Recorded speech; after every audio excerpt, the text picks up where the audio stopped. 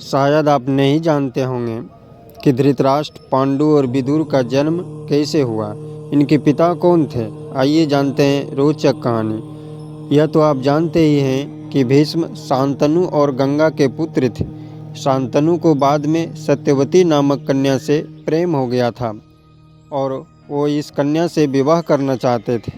विवाह के लिए सत्यवती के पिता ने शर्त रखी कि सत्यवती से उत्पन्न पुत्र ही सिंहासन पर बैठेगा। राजा ने शर्त को स्वीकारा और सत्यवती और शांतनु का विवाह हुआ।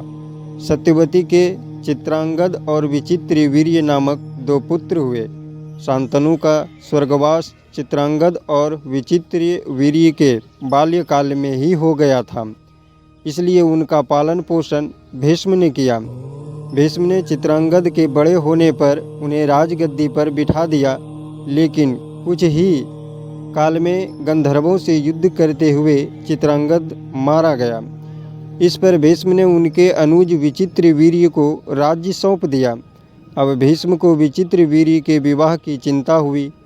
उन्हीं दिनों काशी राज की 3 कन्याओं अंबा, अंबिका और अंबालिका का स्वयंवर होने वाला था। उनके स्वयंवर में जाकर अकेले ही भीष्म ने वहाँ आए समस्त राजाओं को परास्त कर दिया और 3 कन्याओं का हरण करके हस्तिनापुर ले आए। बड़ी कन्या अंबा ने भीष्म को बताया कि वह अपना तन मन राजा साल्व को अर्पित कर चुकी है। उसकी बात सुनकर भीष्म ने उसे राजा साल्व के पास भिजवा दिया और अंबिका और अंबालिका का विवाह विचित्रवीर्य के साथ करवा दिया। इधर राजा साल्व ने अंबा को ग्रहण नहीं किया और कहा कि मैं पराजित व्यक्ति या वस्तु को स्वीकार नहीं करता। अतः वह हस्तिनापुर लौटकर आ गई और भीष्म से बोली कि हे आर्य, आप मुझे हर कर लाए हैं, इसलिए आप मुझसे विवाह करें। किंतु भीष्म ने अपनी प्रतिज्ञा के कारण उसके अनुरोध को स्वीकार नहीं किया। अंबा रुष्ट होकर परशुराम के पास गई और उनसे अपनी व्यथा सुनाकर सहायता मांगी। परशुराम ने अंबा से कहा, हे देवी, आप चिंता न करें, मैं आपका विवाह भीष्म के साथ करवाऊंगा। परशुराम ने भीष्म को बुलावा भेजा, किंतु भीष्म उनके पास नहीं गए। इस पर क्रोधित होकर परशुराम भीष्म के पास पहुँचे और दोनों वीरों में भयानक युद्ध छिड़ गया। दोनों ही पराक्रमी योद्धा थे, इसलिए हार जीत का फैसला होने से पहले देवताओं ने हस्तक्षेप करके इस युद्ध को बंद करवा दिया। अब अंबा निराश होकर वन में तपस्या करने चली गई। विचित्रवीर्य अपनी दोनों रानियों के साथ भोग विलास में रत हो गए, किंतु दोनों ही रानियों से उनकी कोई संतान नहीं हुए और वे क्षय रोग से पीड़ित होकर मृत्यु को प्राप्त हो गए। अब कुल नाश होने के भय से माता सत्यवती ने एक दिन भीष्म से कहा, पुत्र, इस वंश को नष्ट होने से बचाने के लिए मेरी आज्ञा है कि तुम इन दोनों रानियों से पुत्र उत्पन्न करो। माता की बात सुनकर भीष्म ने कहा, माता, मैं अपनी प्रतिज्ञा किसी भी स्थिति में भंग नहीं कर सकता। यह सुनकर माता सत्यवती को अत्यंत दुख हुआ। अचानक उन्हें अपने पुत्र वेदव्यास का स्मरण हो आया। स्मरण करते ही वेदव्यास वहाँ उपस्थित हो गए।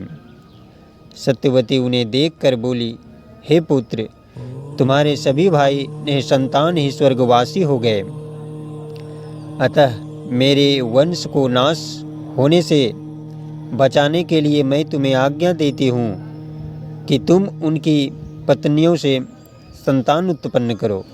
वेदव्यास उनकी आज्ञा मानकर बोले, माता, आप उन दोनों रानियों से कह दीजिए कि वे 1 वर्ष तक नियम व्रत का पालन करते रहें, तभी उनको गर्भधारण होगा। 1 वर्ष व्यतीत हो जाने पर वेदव्यास सबसे पहले बड़ी रानी अंबिका के पास गए। अंबिका ने उनके तेज से डरकर अपने नेत्र बंद कर लिए। वेदव्यास लौटकर माता से बोले, माता, अंबिका का बड़ा तेजस्वी पुत्र होगा, किंतु नेत्र बंद करने के दोष के कारण वह अंधा होगा। सत्यवती को यह सुनकर अत्यंत दुख हुआ और उन्होंने वेदव्यास को छोटी रानी अंबालिका के पास भेजा। अंबालिका वेदव्यास को देखकर भय से पीली पड़ गई। उसके कच्छ से लौटने पर वेदव्यास ने सत्यवती से कहा, माता, अंबालिका के गर्भ से पांडु रोग से ग्रसित पुत्र होगा।